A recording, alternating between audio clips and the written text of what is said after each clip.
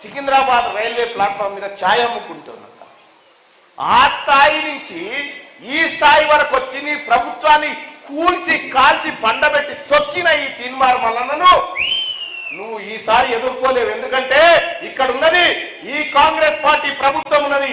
Moreover చెప్తా ఉన్నా ఇరవన్ దయాకర్ రావు, నీకు దమ్ముంటే ఈ పట్టభద్రుల ఎమ్మెల్సీ ఓట్లు 10,000 కంటే ఒక్కటి తక్కువ కాంగ్రెస్ పార్టీకి వచ్చినట్టు చేయి ఈ పాలకుర్తులు అని చెప్పి నేను సవాల్ చేస్తా ఉన్నా.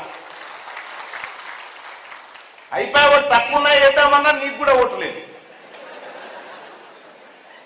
సోదరి మల్లారా, తీన్మార్ మల్లన్న నరేంద్ర మోడీ గారు 2 కోట్ల ఉద్యోగాలు ఇస్తా అని చెప్పిండు. ఏడాదికి 2 కోట్ల ఉద్యోగాలు ఇవ్వకపోగా ఉన్న ఉద్యోగాలు కంపెనీలన్నీ ప్రైవేట్ పరం చేసి ప్రభుత్వ ఉద్యోగాలకు కోత పెట్టిండు. బిజినెస్ స్టాండర్డ్ కథనం ప్రకారం 2025లో 50,000 ఉద్యోగాలకు కోత పడబోతా ఉంది. ఉద్యోగాలు ఇస్తాను మోసం చేసిన 2 కోట్ల ఉద్యోగాలు ఇస్తాను మోసం చేసినటువంటి నరేంద్ర మోడీ అభ్యర్థి ఓవైపు వస్తా ఉంటే 2 లక్షల ఉద్యోగాలు భర్తీ చేసినామని డంబాచారం కొట్టుకునే డ్రామారావుకు సంబంధించిన అభ్యర్థి ఇంకోటి వస్తా ఉన్నాడు. నేను ఏ హామీ ఇయ్యలే అక్క, నా బిడ్డలాగా ఏ బిడ్డ బాధపడొద్దని 200 మంది చిన్నపిల్లలకు ఆపరేషన్లు చేయించినాక మీ అందరి సహకారంతో చేయించిన ఈ బిడ్డ, ఇదే ఉమ్మడి వరంగల్ జిల్లా నుంచి ఒక బిడ్డ, యాదవుల బిడ్డ నా దగ్గరకు వచ్చింది.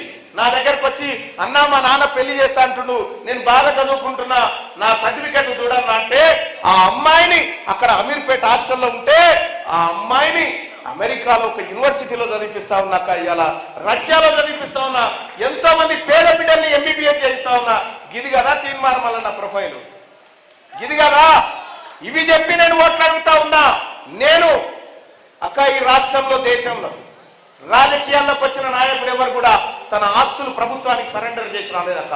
ఒక్క తీన్మార్ మల్లన్నే నా కుటుంబ ఆస్తులన్నీ ప్రభుత్వానికి జప్తు చేసి రాజకీయాల్లోకి వస్తా ఉన్నా. మీకు దమ్ముందా ఈ పని చేయడానికి అని చెప్తా ఉన్నా.